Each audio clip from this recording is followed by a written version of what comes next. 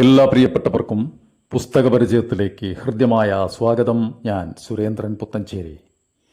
T Vasudevan Nair, P Muhammad എന്നിവർ രചിച്ചിട്ടുള്ള ലോകകഥ എന്ന വിവർത്തന സാഹിത്യത്തിലെ അതിമനോഹരമായ കഥകളാണ് ഇവിടെ അവതരിപ്പിക്കുന്നത്.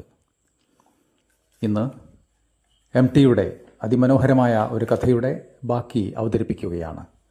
വാതിൽ ചെറിയൊരു ശബ്ദത്തോടെ അടഞ്ഞു. അവൾ പുറത്തെ പടവിൽ ശീതകാല സായാഹ്നത്തെ നോക്കിക്കൊണ്ട് നിന്നു. മഴ പെയ്യാൻ തുടങ്ങുന്നു. അതോടെ ഇരുട്ട് ചാരം പോലെ പൊടിഞ്ഞു വീഴാനും തണുത്ത വായുവിന് ഒരു കയ്പുള്ളതുപോലെ തോന്നി. അപ്പോൾ കത്തിയ തെരുവ് വിളക്കിന് ഒരു വിഷാദഭാവം. എതിർവശത്തെ വീടുകളിലെ വിളക്കുകളും ദുഃഖിക്കുകയാണ്. എന്തോ ഓർത്ത് പശ്ചാത്തപിക്കുന്ന പോലെ അവ മുനിഞ്ഞ് മങ്ങിക്കത്തുന്നു. ശല്യം പിടിച്ച കുടകൾക്ക് കീഴിൽ മറഞ്ഞ് ആളുകൾ ധൃതിപ്പെട്ടുപോയി. റോസ്മേരിക്കും എന്തോ ഒരു വിഷാദം തോന്നി. രോമനിർമ്മിതമായ കോട്ട് മാറത്ത് അമർത്തിപ്പിടിച്ചു. ആ ചെറിയ പെട്ടി കൂടി അപ്പോൾ കയ്യിലൊതുക്കി പിടിക്കാൻ ഉണ്ടായിരുന്നെങ്കിൽ എന്ന് റോസ്മേരി ആഗ്രഹിച്ചുപോയി. ഓ, കാർ ഇവിടെ തന്നെയുണ്ട്. എന്നിട്ടും അവൾ വെറുതെ നിന്നു. സുരക്ഷിതമായ മാളത്തിൽ നിന്ന് പുറത്തു വന്ന് പുറത്തേക്ക് നോക്കുന്ന ചില നിമിഷങ്ങളുണ്ട്. പേടിപ്പെടുത്തുന്ന നിമിഷങ്ങൾ. അവ അധികം നീട്ടിക്കൊണ്ടു പോവാൻ പാടില്ല. തിരിച്ച് വേഗം വീട്ടിലേക്ക് വന്നിട്ട് ഒരു നല്ല കടുപ്പമുള്ള ചായ. അതാലോചിക്കുമ്പോഴാണ് ഒരു കറുത്തു മെലിഞ്ഞ പെൺകുട്ടി നിഴൽ പോലെ അവൾ എവിടെ നിന്ന് വന്നു കൈമുട്ടിനടുത്തായി നിന്നുകൊണ്ട് വിളിച്ചത്. മാഡം, ഒരു നിമിഷം, എനിക്കൊന്ന് പറയാനുണ്ട്, കേൾക്കണേ. നെടുവീർപ്പ് പോലെ, മിക്കവാറും ഒരു തേങ്ങൽ പോലുള്ള സ്വരം. എന്നോടാണോ? റോസ്മേരി തിരിഞ്ഞു. വലിയ കണ്ണുകൾ, ചടച്ച് പരവശമായ രൂപം.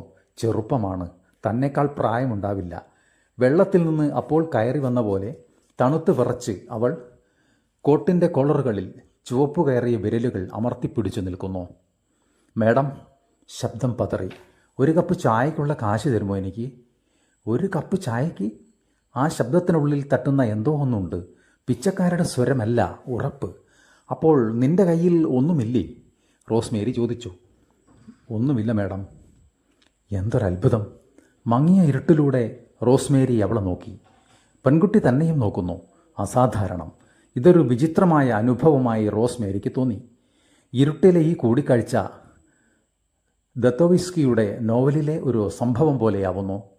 ഇവളെ വീട്ടിലേക്ക് കൊണ്ടുപോയാലോ?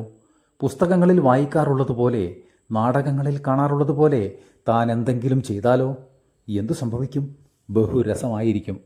അത്ഭുതപ്പെടുത്തുന്ന സുഹൃത്തുക്കളോട് താൻ പിന്നെ പറയുന്നത് കേൾക്കാൻ കഴിയുന്നുണ്ട്. ഞാൻ അവളെ വീട്ടിലേക്ക് കൊണ്ടുവന്നു.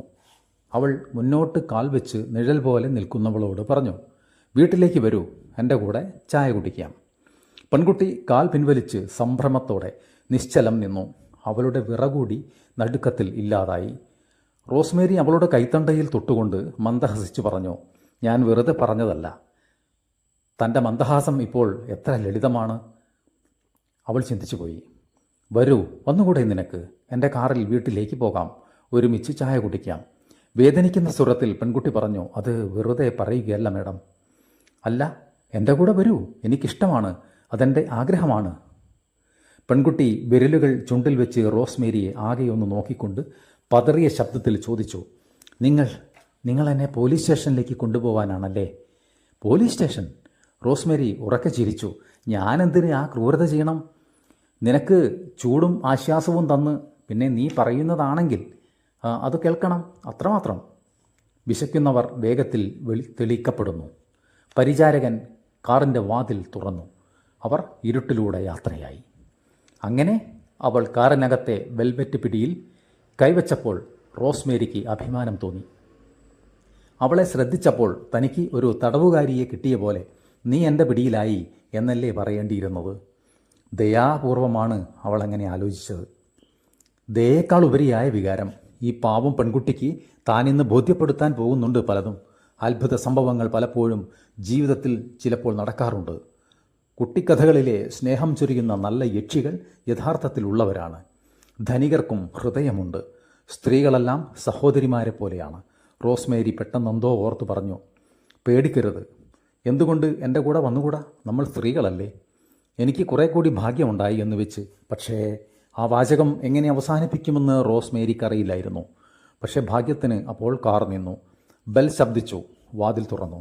രക്ഷാഭാവത്തിൽ മിക്കവാറും ഒരു ആശ്ലേഷണത്തിലെന്ന പോലെ അവളെ പിടിച്ച് അകത്തെ ഹാളിലേക്ക് ആനയിച്ചു.